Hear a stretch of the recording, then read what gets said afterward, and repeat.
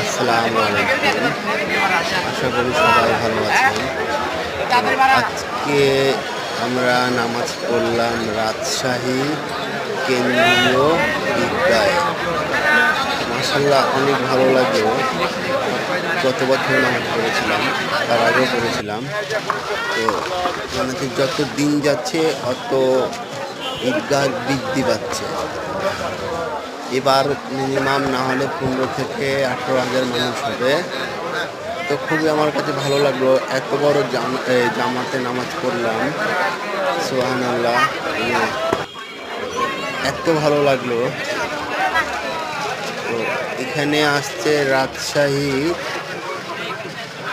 উপজেলা, থানা ও অন্য জেলা থেকে, নাটোর থেকে, নওগাঁ থেকে, চাপাই থেকে, ঈশ্বরদী থেকে, পাবনা থেকে অনেক জায়গাতে আসছে। বছরে